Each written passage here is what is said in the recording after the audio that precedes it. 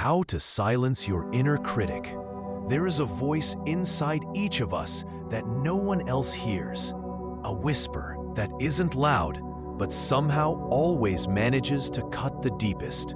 It questions, it doubts, it accuses. It says, "You're not good enough. You'll never make it. They're better than you." It keeps talking until you start to believe that maybe it's right. But let me tell you something. That voice is a liar. It doesn't speak truth. It echoes your fears, not your potential. It feeds on your past, not your future. And it thrives every time you let it go unchallenged.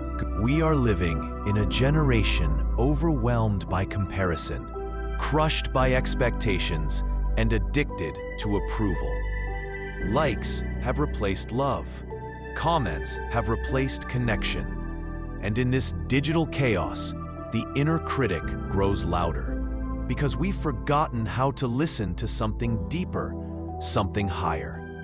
Your worth isn't measured by what you failed at, what you haven't achieved, or who walked away. You are not your mistakes. You are not your setbacks. You are not your doubts. You are a becoming, a work in progress. And the one thing the inner critic never wants you to remember is that you still have time. You silence your inner critic not by yelling back, but by replacing the lie with truth. It says you're weak. You say, "I am still standing." It says you failed. You say, "But I'm not finished." It says you'll never change. You say, "Watch me grow." That voice loses power the moment you choose not to agree with it. It's not about pretending to be perfect. It's about refusing to be paralyzed.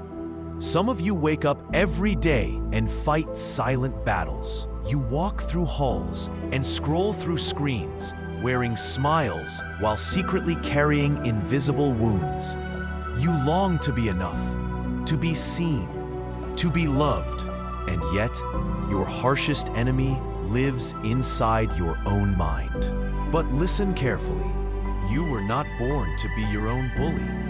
You were born to rise, not because you have no flaws, but because you refuse to be defined by them. So when that voice comes again, and it will, don't shrink back.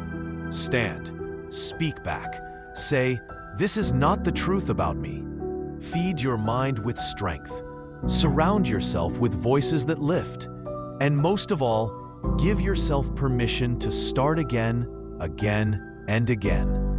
You don't silence the inner critic in one day, but each time you choose courage over criticism, the volume goes down. Each time you show up despite the fear, the power fades. And one day you'll realize you're no longer listening to the voice that once ruled your mind. You'll hear a different voice now. The one that says, "You've come farther than you think.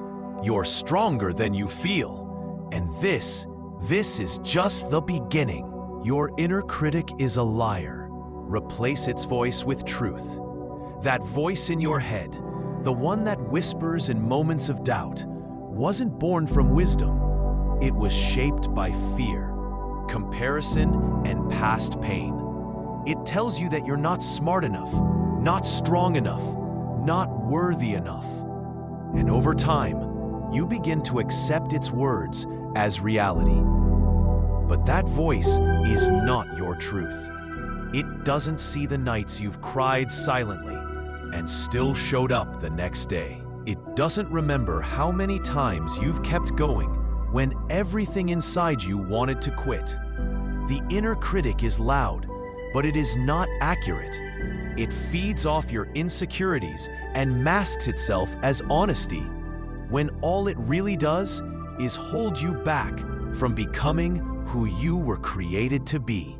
The only way to break it is to replace it. You have to speak back with what's real. Speak back with what's powerful. Remind yourself that you are allowed to grow slowly, to fail, and to still move forward. You don't have to earn your worth. You already have it. You don't have to be perfect. You just have to be present and willing. You are not the labels that others gave you. You are not the mistake you made years ago. You are not broken beyond repair. You are becoming. And that process deserves respect, not ridicule. The voice that tells you otherwise is not a teacher. It's a thief. And every time you believe it, it steals your peace, your potential, and your power. Self-doubt will always be there, waiting to remind you of your insecurities. It will magnify your flaws, compare you to others, make you believe that your dreams are too big for someone like you.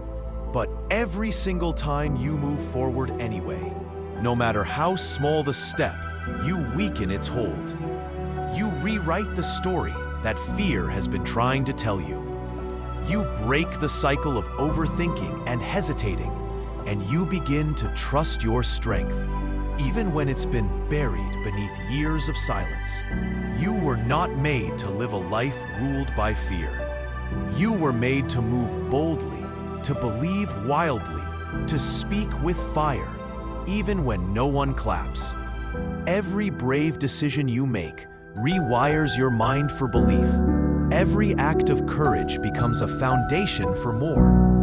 And one day, you will stand in the life that once felt out of reach, not because you had no fear, but because you had the courage to rise anyway, again and again, until fear no longer had the power to hold you back. Every time you choose courage over self-doubt, you take back your power. There are moments when fear tightens its grip, when your mind tells you to shrink, to stay silent, to play small. But in those exact moments, you have a decision: to surrender to the voice that tells you you're not ready, or to rise with the courage that says, try anyway. Courage isn't loud.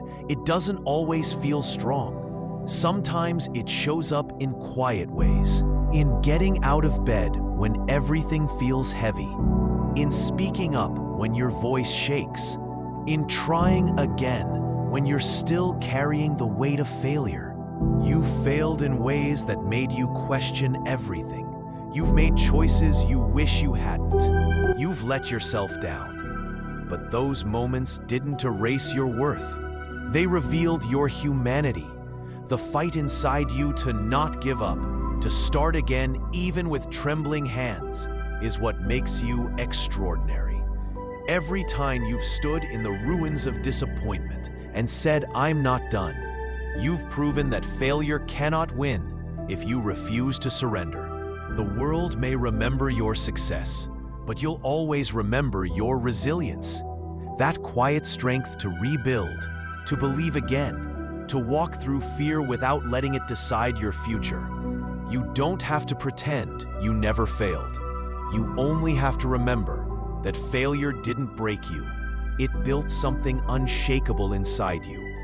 The strength to rise when you could have stayed down is worth more than perfection. It's what makes your story powerful. It's what makes you real. You are not the fall. You are the fight that followed. You are not your failure. You are your fight to rise again. Every time life pushed you down, you had a choice: to stay broken or to stand up with whatever strength you had left. And even when you felt like the world wasn't watching, even when no one saw the silent battles you fought, you kept going. That persistence is not weakness, it's courage. Failure is not the definition of who you are. It is a moment, a chapter, a lesson. But the fight to rise again, to keep showing up despite the weight on your chest, that is what truly defines you. Replace it. Replace every lie with truth. Even if your hands are shaking, even if your voice is soft. Because the more truth you speak over yourself, the quieter that critic becomes. And soon, the only voice that remains is the one that reminds you, you were never too far gone to begin again.